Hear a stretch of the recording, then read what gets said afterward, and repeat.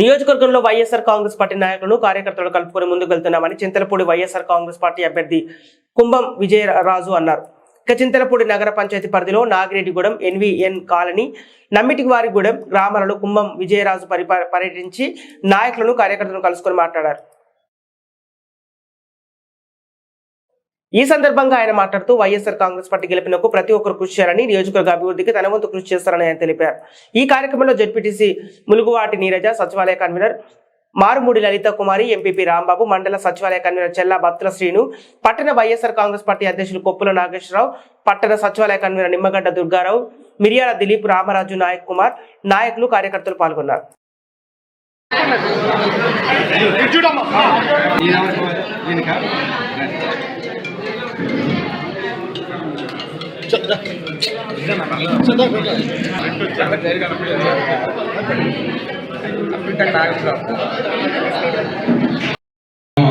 ప్రజలందరికీ, ముఖ్యంగా వేదికను అలంకరించిన పెద్దలు ఎంపీ గారు, జడ్పీటీసీ గారు, శ్రీను గారు, ముఖ్యంగా మా వదిలే కుమారి గారికి, అలాగే ఇక్కడ ఉన్న పెద్దలందరికీ,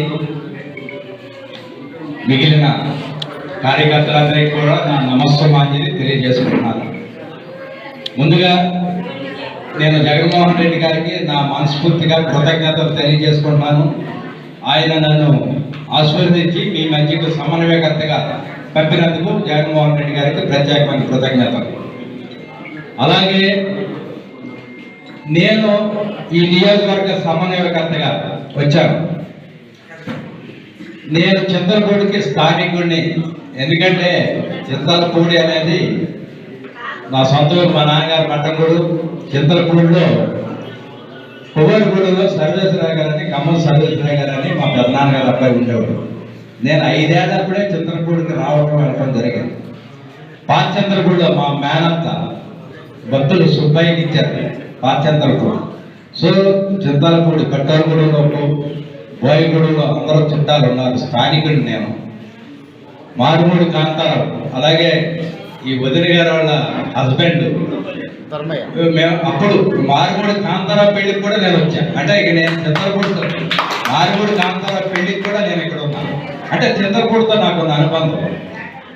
ఇలాగా కలగుర్తి నాగేశ్వరరావు పెళ్లికి వీళ్ళతో ఉండేవాళ్ళు ఎక్కువ. అంటే నా స్నేహితులుగా ఉండేవాళ్ళు, నా బంధువులు ఉన్నారు. ఏ చిన్న పనులు వచ్చేవాడిని. అలాగే మా అన్నయ్య ఫ్రెండ్ కాటవరాజు గారు, ఆ కుటుంబం, ఫ్యామిలీ ఫ్రెండ్స్ మేమందరం. అంటే అత్యంత ఆప్తులుగా ఉండేవాడు వీళ్ళందరితో. సో చింతలపూడి నాకు సొంత ఊరి కింద లెక్క. నేను